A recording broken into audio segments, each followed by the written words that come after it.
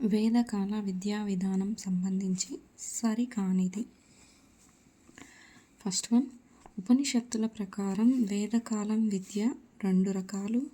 ఉపనిషత్తుల ప్రకారం వేదకాల అభ్యసనంలో దశలు 3.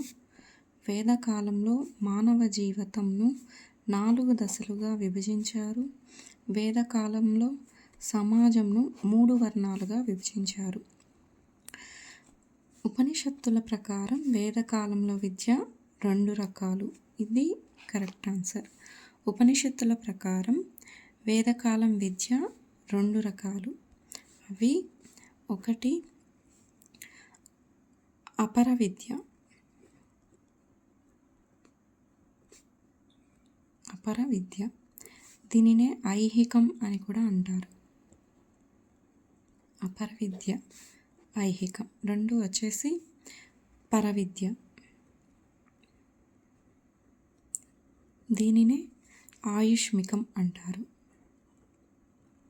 అపర విద్య, పరవిద్య, ఐహికం, ఆయుష్మికం.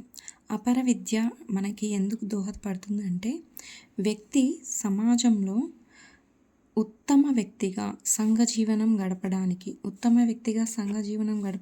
అపర విద్య. పరవిద్య వచ్చేసి వ్యక్తి మోక్షం పొందడానికి ఉపయోగపడుతుంది. పరవిద్య మోక్షం పొందడానికి, వ్యక్తి సమాజంలో ఉత్తమ వ్యక్తిగా సంఘజీవనం గడపడానికి అపర విద్య ఉపయోగపడతాయి. ఇది ఫస్ట్ వన్ కరెక్ట్ ఆన్సర్.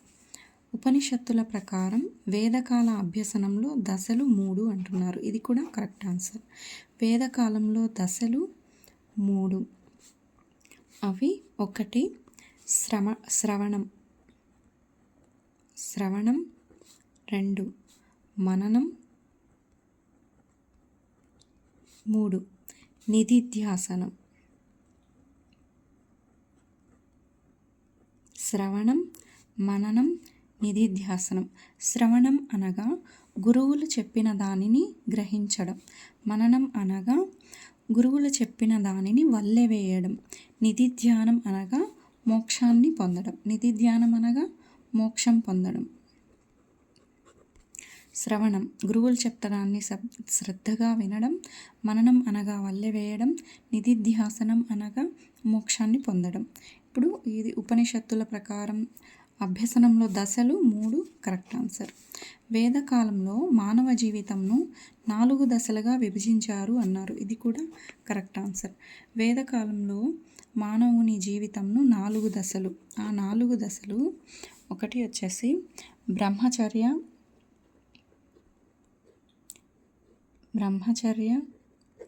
2 గృహస్థ,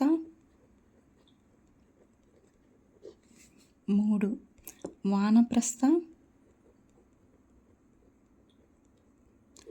4 సన్యాస. బ్రహ్మచర్య దశ, గృహస్థ, వానప్రస్థ, సన్యాస వీటినే ఆశ్రమాలు అంటారు. ఈ 4 ఆశ్రమాలలో వ్యక్తి సాధించే సామర్థ్యాలను ధర్మ, అర్థ, కామ, మోక్ష అనే చతుర్విధ పురుషార్థాలు అంటారు. ఈ 4 దశలలో సాధించే వాటిని ధర్మ, అర్థ, కామ, మోక్ష చతుర్విధ పురుషార్థాలు అని అంటారు.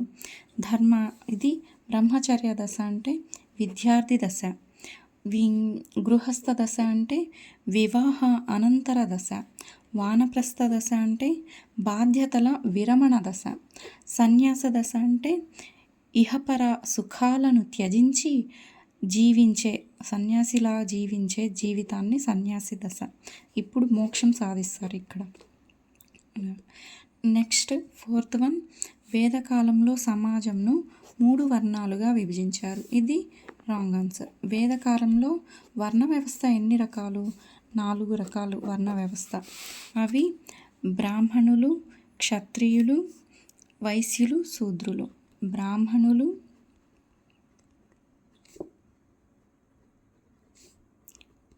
క్షత్రియులు,